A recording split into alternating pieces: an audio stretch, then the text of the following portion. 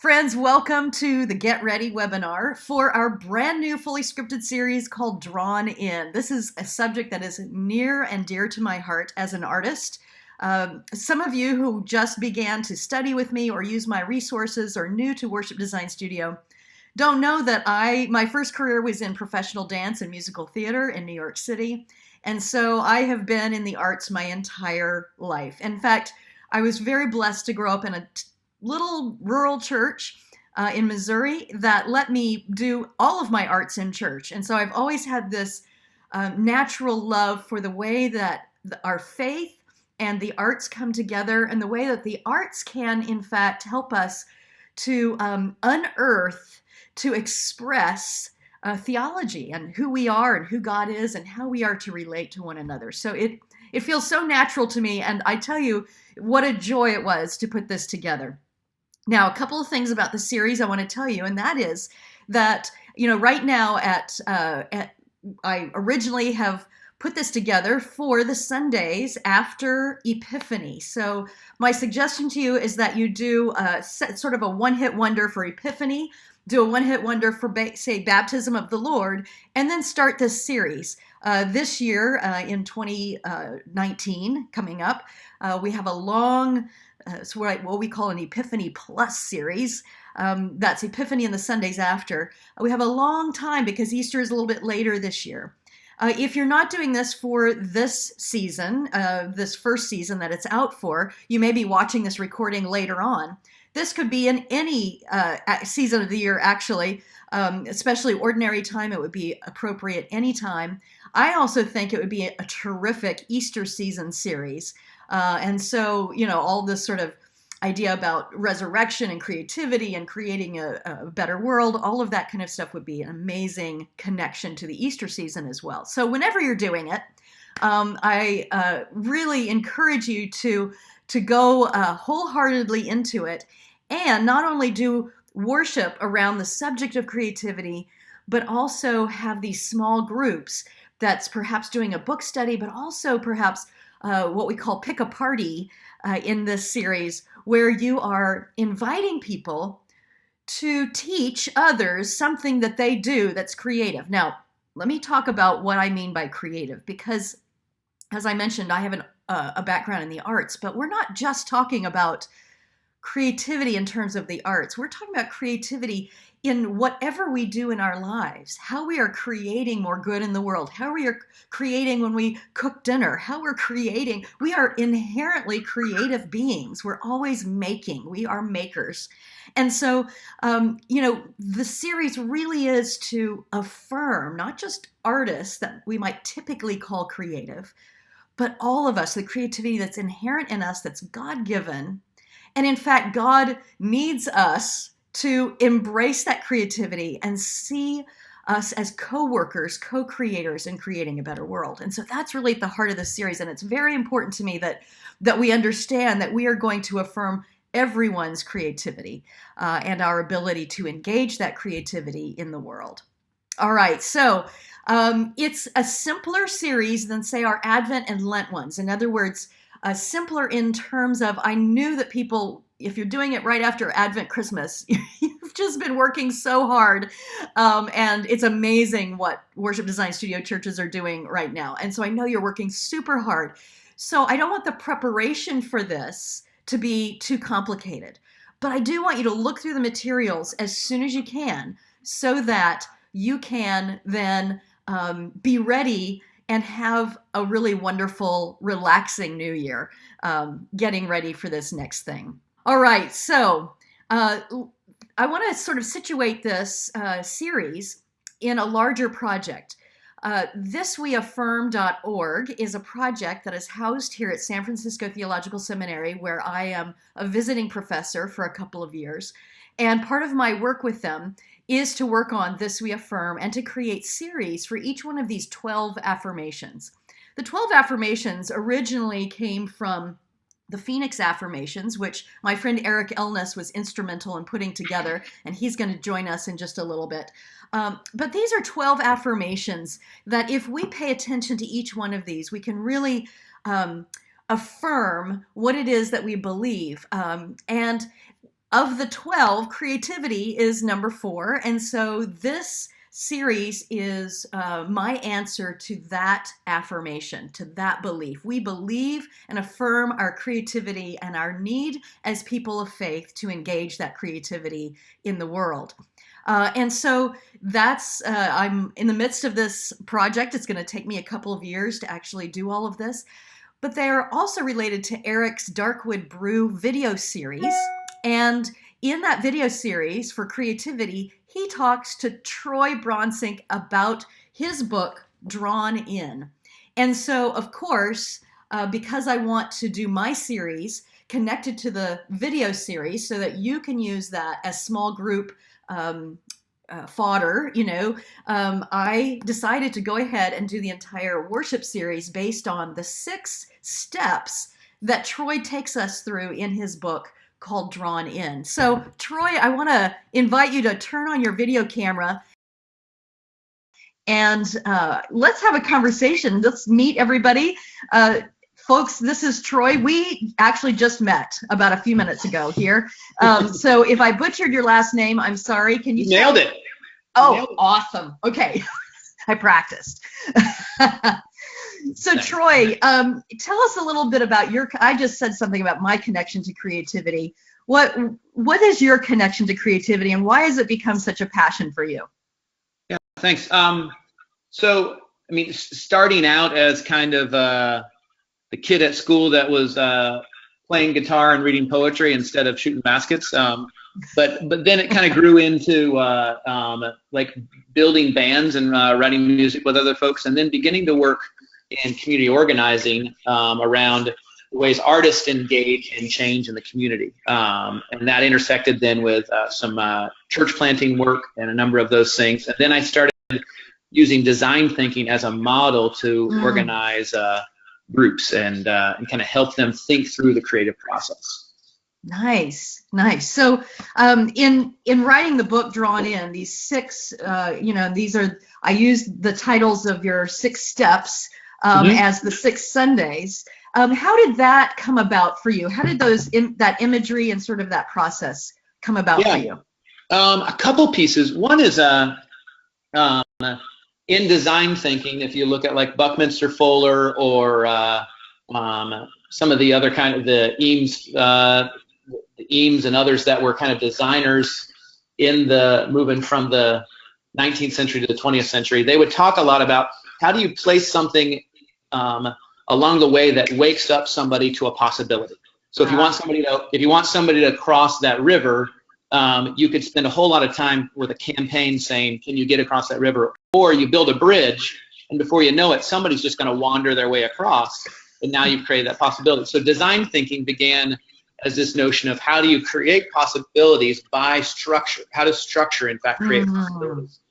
And then it's like an important thing for the church to think about, right? Well, I mean, yeah. Even as simple as like structurally, how does your building get you a certain type of outcome? And how can we restructure space? Right. Yeah. And then these 6 things then are kind of a mashup of the Stanford design or the design school there on their kind of models of design, and IDEO and some other groups that kind of describe this design process. And it began to get clearer that that's pretty similar to the ways that the mission of the church works, this conversation with the material world and with possibility and with time, as well as the mission of, or really almost like the way our prayer life works, that there's a process of there's vision, and then there's the letting go. And the more and more we learn contemplative practices, we recognize that the contemplative is a lot like the artist. Somebody who's willing to sit with the unknown, have a new relationship with the familiar. What is David White says something like familiarity, alertness is the hidden secret of familiarity. So how can you be alert about the material things you're touching? So to dream, like these 6 stages, I could go into them a little bit deeper if you'd like, but basically the notion is that you're kind of leaning in. And then you're stepping back and noticing. And you're leaning in a little closer, and then you're stepping back and noticing. And but this is, even in Scripture, kind of the process of faith. Right. Yeah, that's such a great thing to notice these 6 steps as a rhythm of forward and back. Dreaming, hovering, risking, listening, reintegrating, resting. That's terrific. And so much of life is rhythm, and the rhythm of creation. It's that the rhythms of creativity. It makes such beautiful sense to think about the creative process in that way, and our spiritual lives in that way, which is really what you do. You're sort of helping us to look at this process and connect it to our own spiritual lives. And that's what I hope for churches who do this series. Absolutely. That sounds beautiful. I think so often that the habits we have, if we think of God as sitting at a boardroom or sitting on a horse above a hill as a general sending people out to go to battle, then you end up with that type of spirituality. But if you can notice that God is like a mother hen hovering, that God is taking risks into things that God had never experienced before. Like even this John 1 in this passage, this season of Advent, the Word was with God and the Word was God. Nothing came into being that didn't come into being through this Word. And yet, when the Word entered the world and was made flesh, the world didn't know it. And that this is the risk of the artist, is to come into being without a rehearsal, to come into being by saying yes to this moment, even though we don't always know, we can't control the outcome. Our personal program of happiness doesn't get to have the day. So yeah. I think doing life without a rehearsal. This is something that is part of my dance background, was a lot of improv. And one of the things I love about improv is that, it's actually, we're doing it every day. You and I are doing it right now. I don't know what you're going to say next. You don't know what I'm going to say next. And we're just riffing off of each other, right? And this is what we do even when we say hello. But often when we're in church, we write this script out so that we don't do anything that embarrasses us or creates something awkward. What if people actually heard that I didn't have an answer to that question? And so, so I think we think that even the way we do spiritual formation a lot of times in communities in the way of Jesus is where we think that spiritual formation is about applying a formula and getting it right, and it's a lot more about risking and seeing the unknown. Exactly. I think a lot of artists. Go ahead.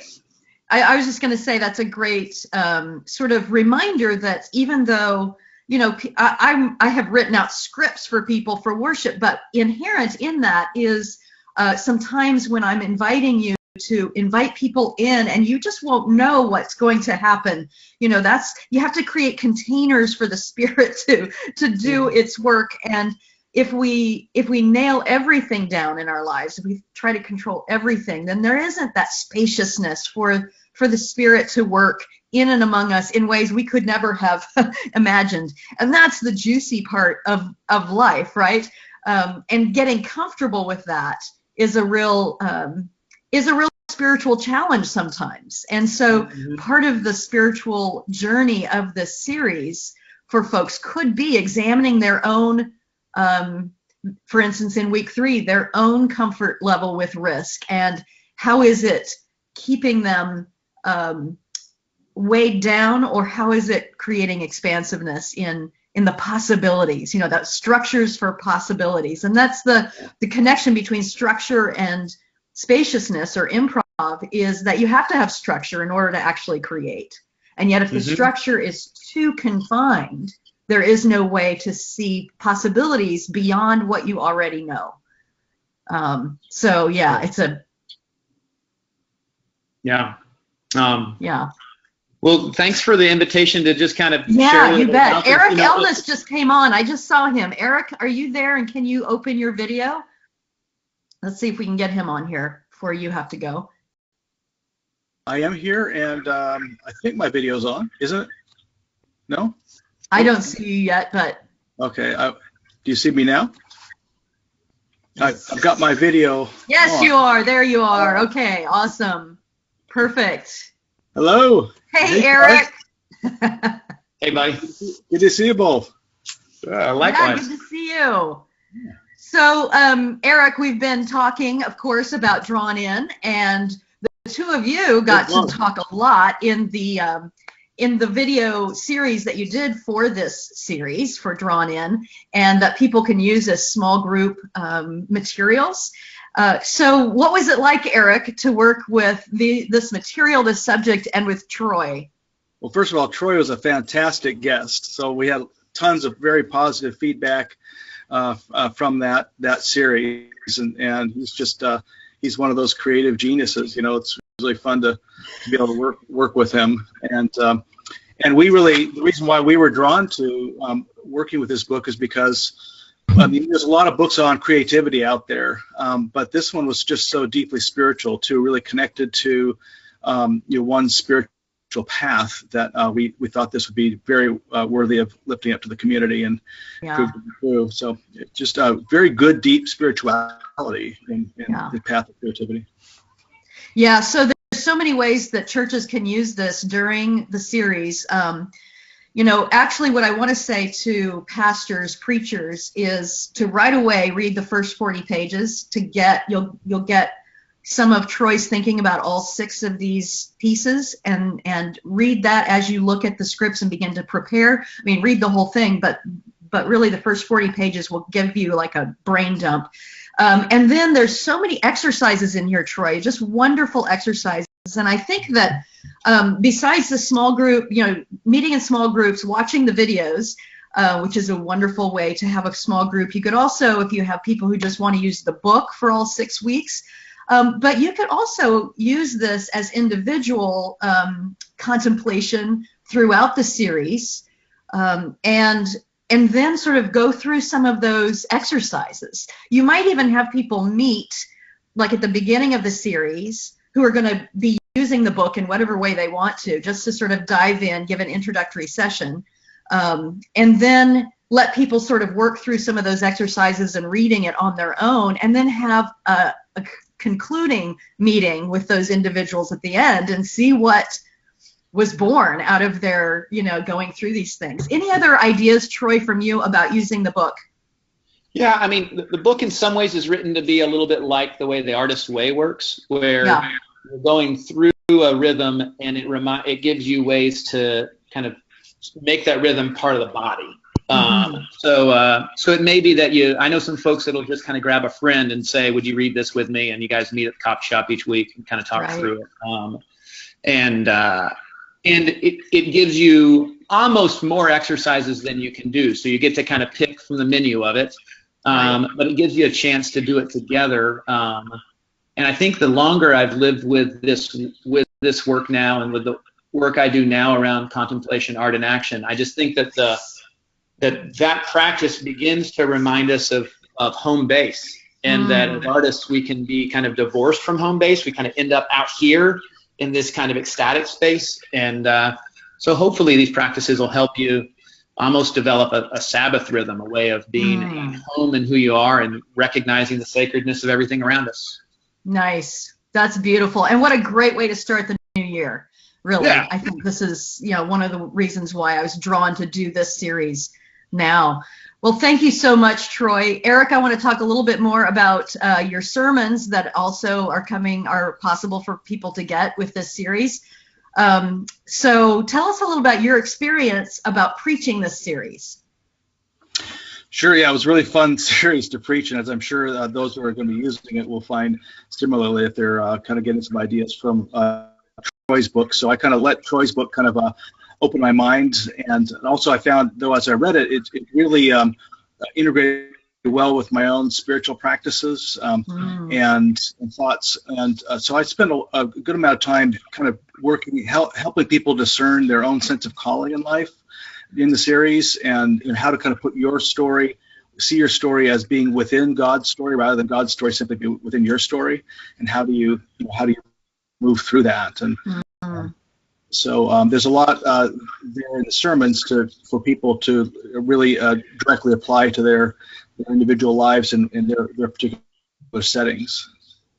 Yeah, and what a gift that you're making those available for folks, and also that using these series is not necessarily just about using your material, which you're very gracious and you say, please do if it's helpful to you, but also to get the sermons will spark other preachers' own stories, right? To hear you tell your stories of how these things manifest in your life will also help preachers to sort of be inspired to think, what are some things in my experience that will make for a good part of the story.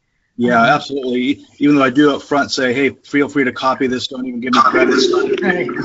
It really is going to show, here's how this was used in a living, breathing church, and now that might help you spark your own ideas. So there's something in that package that you'll see is very specific to Countryside Community Church where I preach, but that may give the preacher then ideas about how do I apply this to my congregation. Exactly. Well, thank you both for your work on this, and those of you who are going to do the worship series and use the small group resources from Darkwood Brew. We'll see a lot of the two of you throughout the series, which is awesome.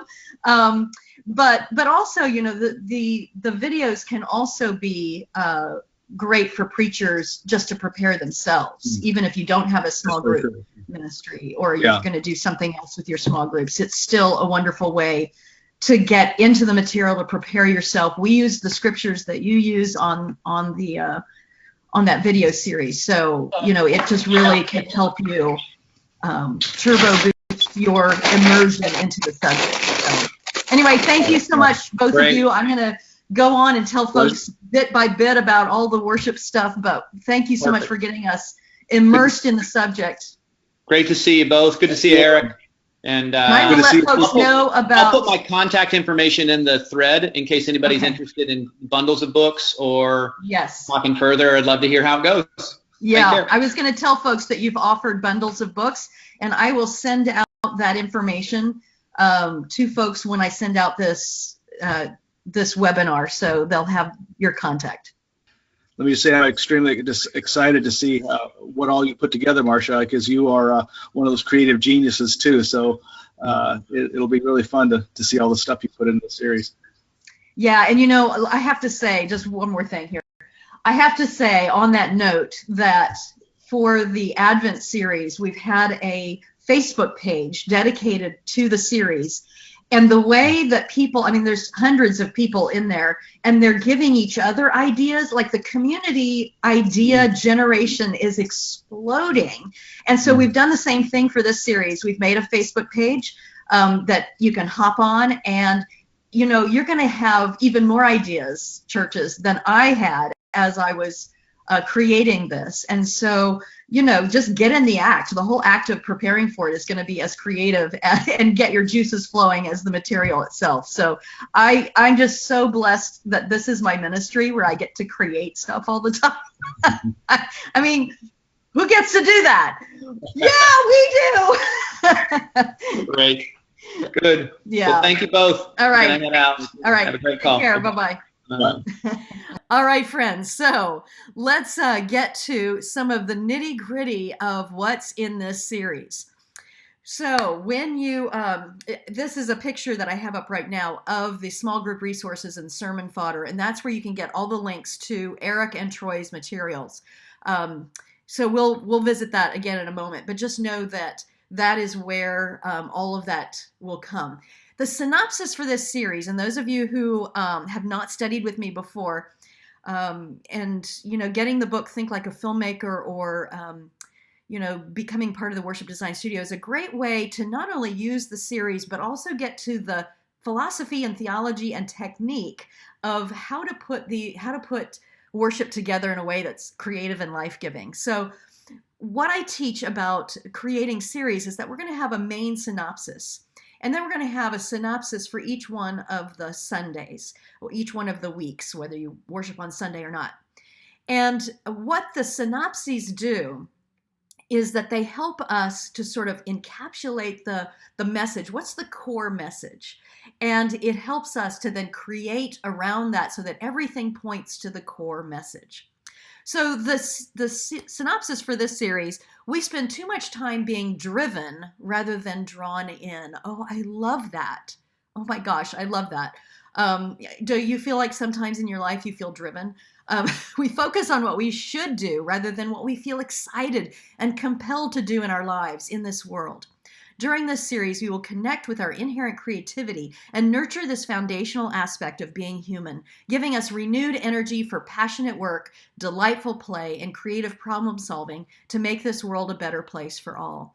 So this gets at what I talked about earlier, and that is when we can tap into our own passion. In other words, be drawn into that God-given spark given to each one of us. If we can tap into that and have that be the flame at the center of our lives, then we can live in our lives in a way where we are the conduit of the spirit energy in the most powerful way we can, because that's the way God made us. And thank God, literally, thank God that God made us all differently and diverse with different gifts, because together as community, we bring our gifts, and that's what makes the world a better place. So that's really at the heart, and there's the logo, the heart of this series. And as you heard me talk to Troy, each week we go through a word that is part of the sort of rhythm, back and forth rhythm of the creative process, dreaming of what's possible, hovering, getting a bird's eye view, and sort of looking at it, paying attention in ways that we haven't paid attention perhaps in a long time, risking, taking chances, right? Pushing ourselves beyond the known into the unknown. There's Robert Grudem, there's a quote that he says about creativity is not the safe harbor, it's the pleasure of the reaching sail, right? So moving beyond, then listening and thinking that, okay, it's not all up to me. There's a relationship with the divine, with God, I am co-creating in my life. And so how do I tune in to the nudges of the divine, and that helps me to continue that creative process, reintegrating, putting all the pieces together of our lives, of whatever creative path we might be on our spiritual path, and then resting. And this, of course, even God rested at the end of creating. And so the role of resting and celebrating, this is not just resting because we're tired. This is resting from our work for a moment, stopping the work so we can celebrate the work, right? So that is the last week. I think you're going to have a really great time with this series. I'm so excited for you, because along the way, we're not just going to think about creating, we're going to actually create, right? Because that's action reflection. It's a loop. And so we have dreamed about many ways for you to create during this. Now, just the nuts and bolts of what's in the series, what the materials are. We've got full scripts for 6 weeks of worship. Now, I want to say something here to remind all of you, so important to remind you, that in these fully scripted things, what I do is I get as detailed as possible.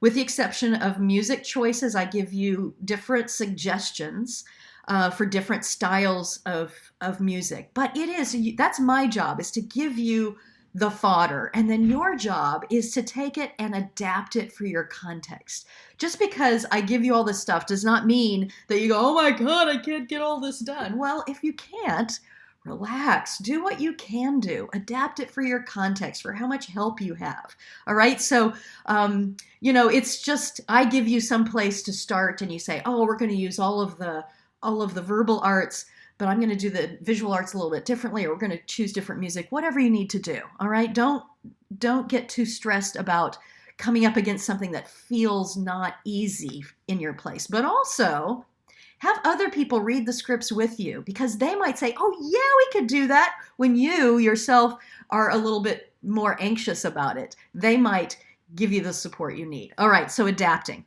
We have a newly composed musical refrain theme song for the series. So I came up with the words for this refrain, and I knew I wanted it to be call and response, with the congregation just singing the same line, so it's super easy for them.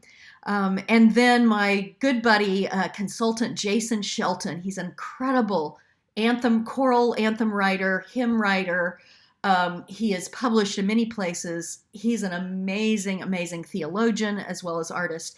And I sent it to him, and like the next day he was like, well, here it is. He said, I didn't actually plan on working on it like right away, but when the spirit moves, the spirit of creativity moves, you gotta answer. So it was done. And let me tell you what, it's an earworm. So your congregation will be humming it. By the second Sunday, they will be humming it at home. Okay, so super easy. It's going to be fun to do. Visual and media ideas.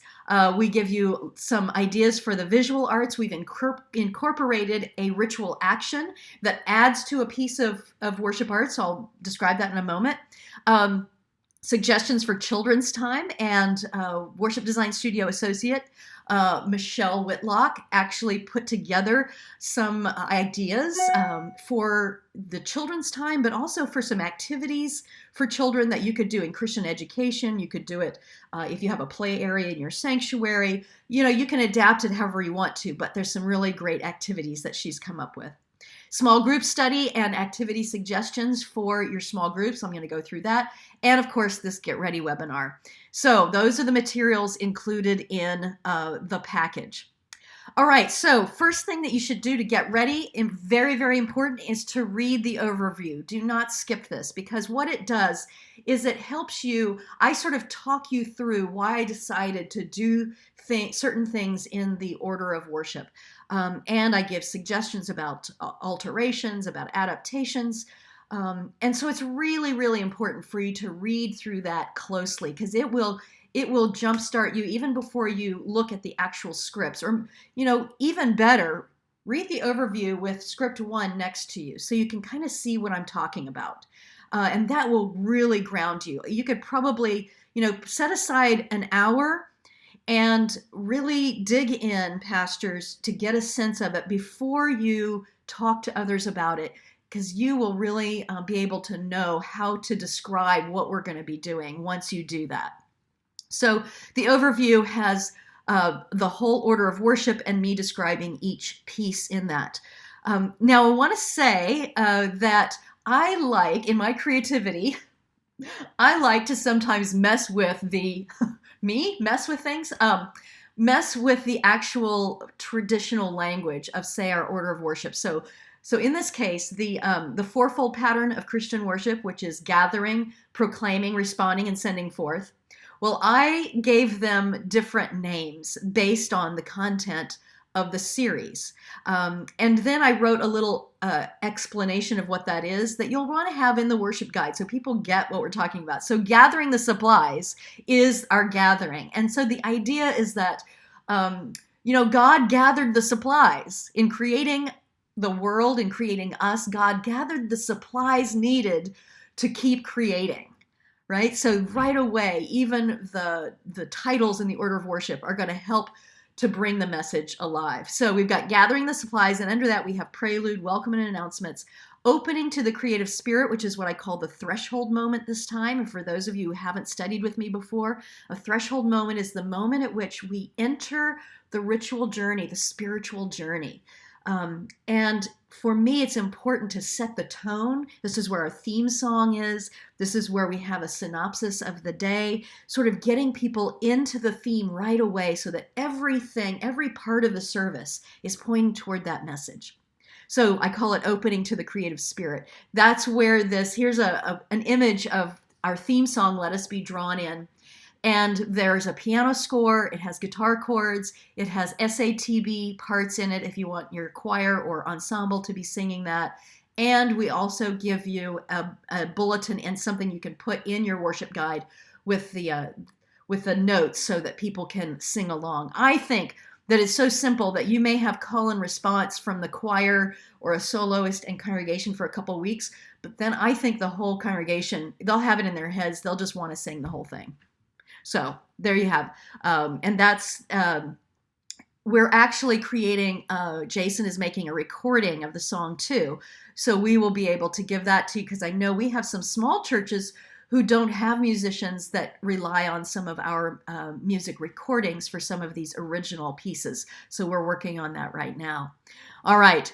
So, opening song of praise. I want to say that in this series, I drew on the Glory to God hymnal that's relatively new from the Presbyterian Church, simply because it has become one of my favorite collections. And you will notice that a lot of these things are also repeated in other denominational hymnals and some of my favorite songbooks and supplements. So I would suggest, if you don't, even if you're not Presbyterian and you don't have the new purple hymnal, get yourself a copy of it. Use this as an excuse to do that, because it's such a beautiful collection of hymnody, tried and true, but also new hymnody. But we also make some suggestions from other resources, and our abbreviation key to what we call all the hymnals is there in the overview document. Okay, so we have gathering the supplies as gathering. The next section is proclaiming, and I call it let there be ... right? Because God said, let there be light, let there be, all of these, let there be was this act of creation in the creation story. And so proclaiming the word, bringing the word to life is what I'm calling let there be. And within that, we have the children's time, and I'm calling that the make-believe moment, right? So it's a play on words on make-believe, but we're making belief, right? As we imagine our inherent gift of God for imagination is part of how we make our belief in the goodness of creation, the goodness of humanity, and how we can make more good in the world. So it's a make-believe moment. So then we have the word and music, which is what we might call a special anthem or band kind of thing. But I like to call it the word and music because I always want to say it's not just an add-on. Music is actually part of the proclamation of the word. So that's why I call it the word and music. And of course, I make several suggestions that you can either choose from or just look and listen to those choices and say, what was the seminal message that Marcia was trying to get at here? And do we have something in our repertoire already? Or is there something easier for whatever it is, however you need to adapt? But go ahead and listen to my suggestions so that you can kind of get at the spirit of why I chose those. And then we have an imaginative word and scripture. And in this, the imaginative word is a poem or a quote, and this would be an excellent way to draw in the dramatist. If you have some people who are prone to drama, now I don't, there's different ways you can think of that, but who love to dramatize a reading, this would be a wonderful way to draw them in. And so every week has sort of a contemporary reading and then scripture. And so then the sermon. Now the sermon fodder, for those of you who've used my fully scripted series before, sometimes I have a separate sermon fodder document. I don't for this one. The fodder that you will use, I have sort of the crux of the message in the actual scripts, and then you can refer to the small group document for other ways to give you tons of ideas, including Troy's book, including the video series, including Eric's sermons, including any other creativity book. There's just a ton of them out here. Here's some of my favorite ones, and I list more of those in that document as well. So there's a lot of ways, preachers, that you can prepare yourself to preach this series. All right, so this is a picture of Eric's sermons, actually. And like we said earlier in the hour with Eric, he has made the sermons that he preached when he did his own series. Of course, it wasn't my worship, but the series in his church when they were filming the Darkwood Brew video series. And so it's a great gift if that would help you. It's sold separately because it's his material. But if that would help you and give you a jump start, he graciously says, use it however you want to. You don't have to say Eric Elnes said. You can just use the material. And so that's a great way to help your sermon writing as well.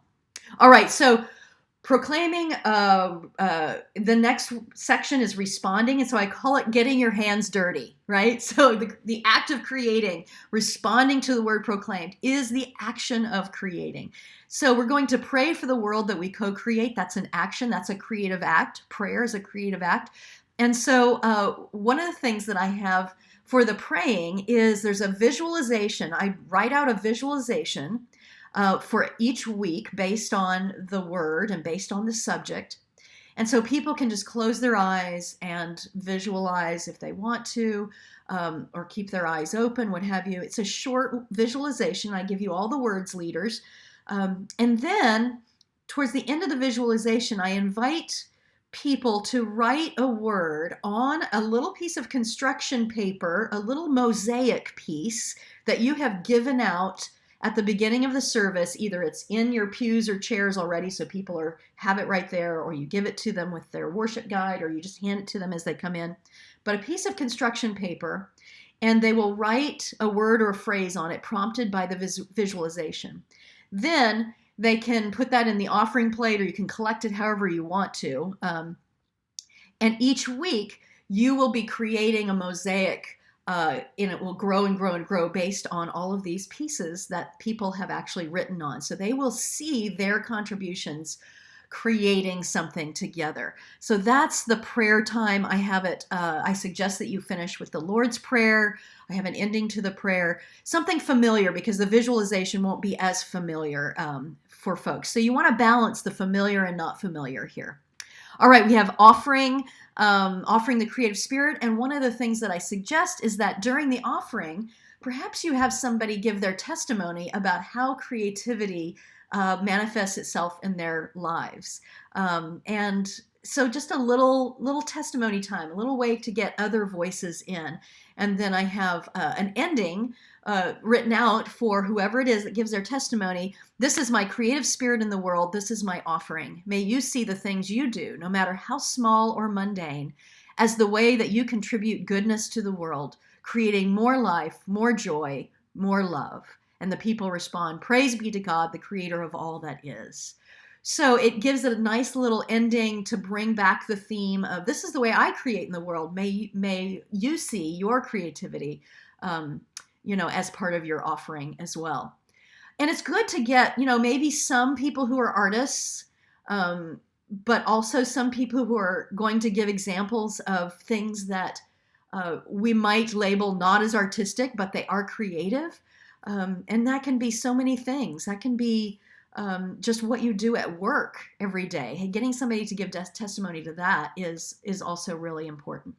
So then, depending on what week you do communion, or if you did all weeks, what I've done for this series, since it's an ordinary time series, I have created a separate document that has a communion prayer that you can insert into whichever script, whichever Sunday you need it, whether that's all Sundays or just one Sunday. If you do communion every Sunday, what you might want to do is look at my communion prayer and then tweak it just a little bit for each week to draw in the word for the week, the name of the worship service that day. And so just do a little bit of tweaking. I mean, this is one of my things I love the most, it makes me feel the most creative in creating a worship series, and that is creating great Thanksgiving prayers that follow the traditional order of the prayer that most mainstream Protestant denominations use. It comes from Hippolytus in the 2nd century, and it has certain sections to it. So I use those sections, but then I create a sort of combination of words that feel familiar and words that are specifically designed for that series. So just do the same. If you do communion every Sunday, kind of have the act of creating great Thanksgiving prayers. If you've never done that before, try that on for size.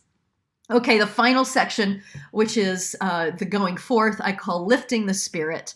And then there's I invite you as a closing sort of sending forth to invite people to think about a creative act that they might commit to this week. A closing song of life, which is another hymn or song. And you want that to be really familiar each week. So if the ones I've chosen, I've tried to choose really familiar ones, but if it's not familiar, choose something familiar, because you want lifting the spirit to actually be something people can get into. And then there's a benediction that I have written for every week. And you could, if you wanted to do a reprise of the theme song, you could do that at the very, very end as a benediction reprise. Okay, so that is the order, my friends. Let me just say a little bit more about each one of these documents. In the packet, you will get both a PDF version of every script and a Word version of every script. And here's why we do that. The PDF version, of course, is you can't change it, but that gives you a document that will be unchanging, so you can always refer back to my original script, and then use the Word document to actually change and adapt for your context. But if you inadvertently, something gets erased or whatever, you can go back to that PDF and see what it was originally. And then there's the communion liturgy that will also come to you in PDF and the Word version. Then the children's time suggestions, the make-believe moment, and Michelle's suggestions. She actually, there's a trilogy of children's books called Create Trilogy. I love it. And it's about creativity. And so what she has done for us is she has made suggestions about how over the course of 6 Sundays, you could go through those 3 books. You can do it in book form. There's video forms of it, which is very cool that you can get.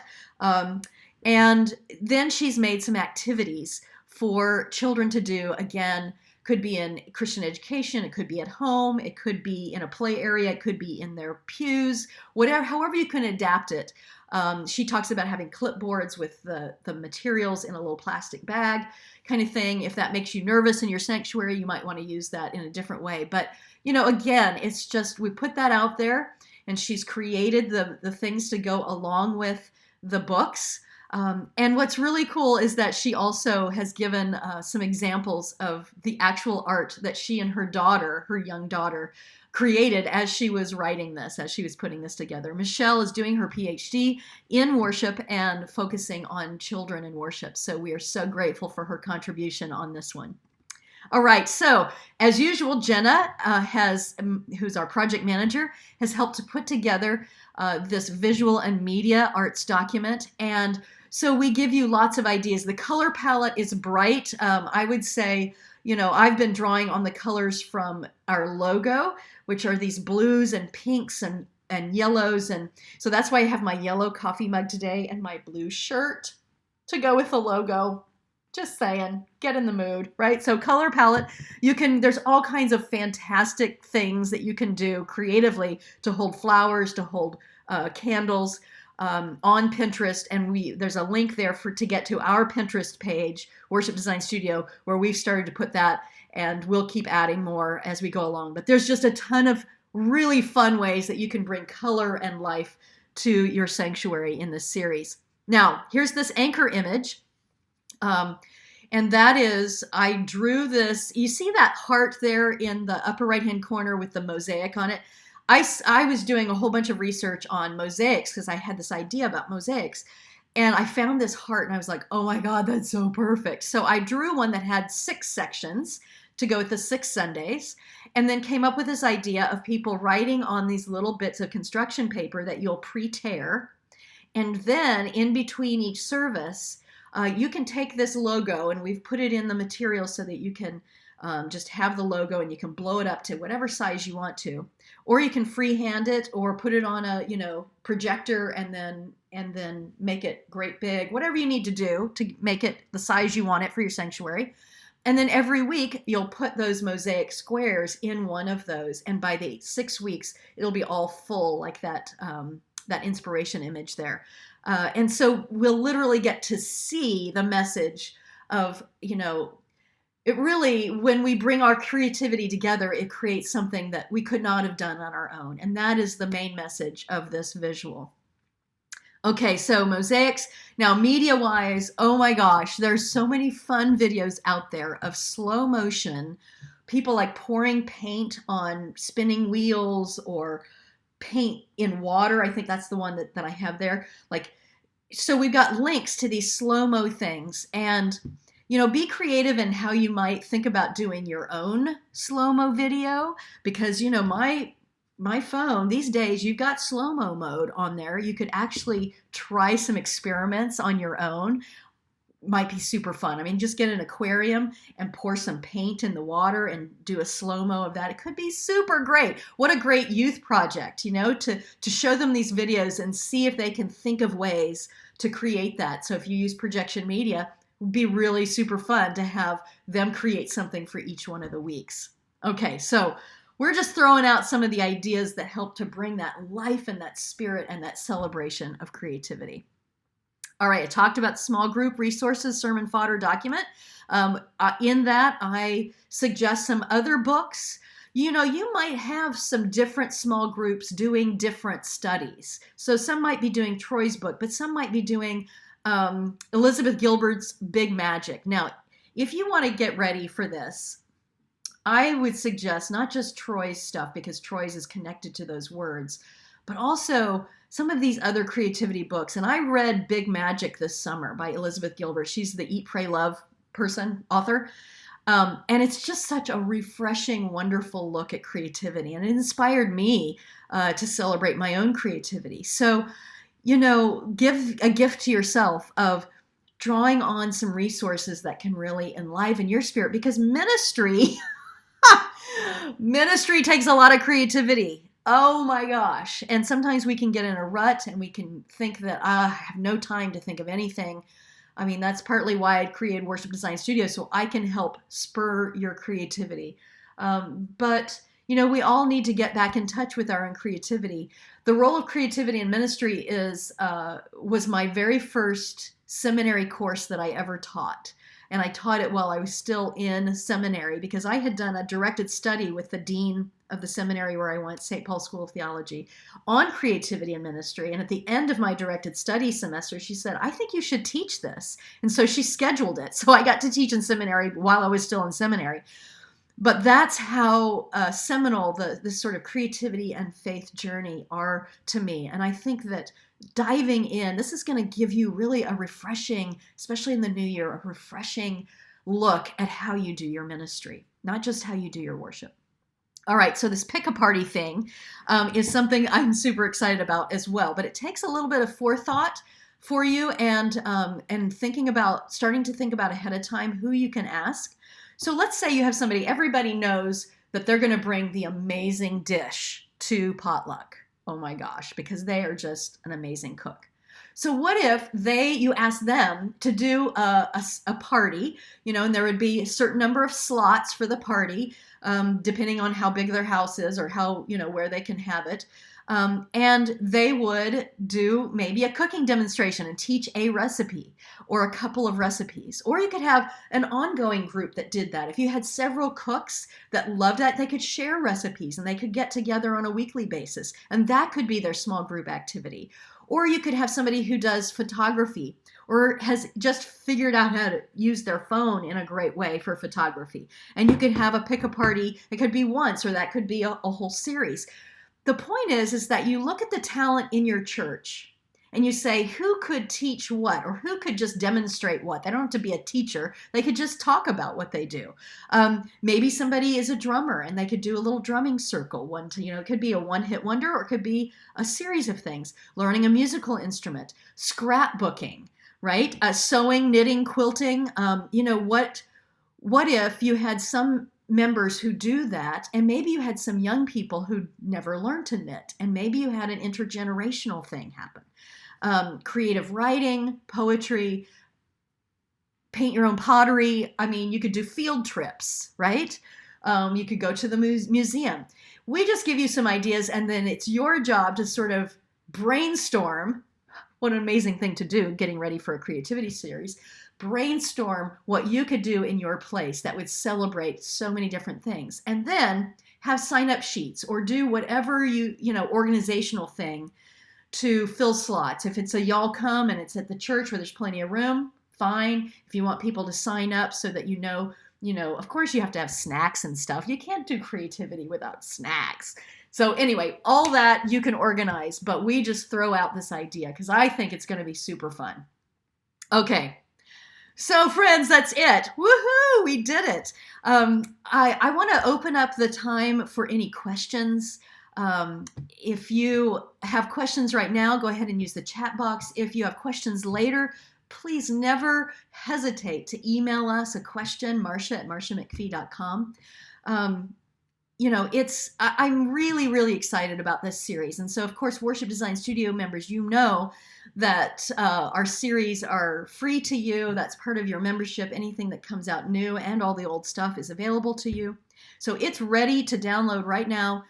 Go into the Worship Design Studio, go to the worship series page, click on ideas to the right of the description of the series. It will take you to the brainstorm notes. You can get the link to download. And remember, there's always an access code for these full scripts. So it will take you to Hightail, and you will need to enter the access code that's there in that brainstorm note. You don't have to request it from us. It's right there, and you just download everything. Those of you who are not Worship Design Studio members, we'd love you to become one. You can do that actually by buying this series and then upgrading in the shopping cart. It gives you an option to do that. And what that means is that you'll get this series, you'll get our Lent series that's coming out the beginning of the year. You'll get every series that I do this year plus the past years. So take this opportunity to do that, or you can do this a la carte. And just buy the series a la carte. So if you haven't done that already, you're just thinking about it, you wanted to hear more about the series on this Get Ready webinar, and you haven't done that yet, go ahead and jump on board, get a taste for it, and then perhaps you'll want to join us for some other things in the Worship Design Studio. So Cindy, I know I can adapt the order to our tradition, but can you explain why you place the children's time before Scripture? You might even convert me. That's great. So that's actually a pretty common thing in a lot of churches, and there's no rhyme or reason to why I put it there except energetically. So energetically, if it comes right after we've done an opening song, everybody's standing, we finish the hymn, and I can say, "Come on down, kids," right? So we can finish it. Oftentimes, I have a passing of the peace. In fact, I think I do in this. So we're standing, we're singing, we're passing the peace. We're already standing. I love to pass the peace when the energy is already high. Now, of course, if you do communion every Sunday and your passing of the peace goes down closer to your communion, it would come right after. You have to adapt. But it's really an energetic decision on my part to have that children's time come right out of all the hubbub of singing, of passing the peace, and then come on forward, kids. And it just sort of makes all of that big energy happen together. And then we do the children's time and we go into a more settled time. So it's really kind of more energetic than theological. I hope that makes sense. But of course, you can put it wherever you want to. And if the kids would be totally confused about, oh my gosh, we're supposed to come now? Now? Really now? This is earlier than usual. Then, do whatever you need to do. Great question. Thank you, Cindy. Any other questions? Are you excited? Do you think that this will be a message that folks will have fun with at your church? I think they will. And I think it's going to be a wonderful kind of lift in people's spirits and a great way to follow up. For those of you who have just done the Advent series, I'm getting reports on the Facebook page that attendance is up. People are loving the whole series. Churches that haven't done series before, people are like, wow, this all flows together. It all works together. It makes sense. So I think it's a great way to sort of keep the energy going, to go into a series of this nature. Yeah. Pastor Kathy says, Marcia, you always get me excited with your series. Fantastic. I love it. Great. Well, if there's no other questions, friends, I'm going to sign off. And again, send me questions. Linda says, I'm super excited about this, and I can't wait to see Jason Shelton's music. I love his stuff. Yeah! No, it really is fun. In the world of the living, let us be drawn in. So it's kind of this swing feel, so it's uplifting and easy, and I think you're gonna love it. Yeah, Jason is a terrific. I've got an interview with him in the Worship Design Studio. For those of you who are members, got a recent interview because he came out with a whole collection of anthems for small church choirs. So if you're in that category, you might want to get that. Jenna says, I seriously get this song stuck in my head like every other day. No kidding. It totally is.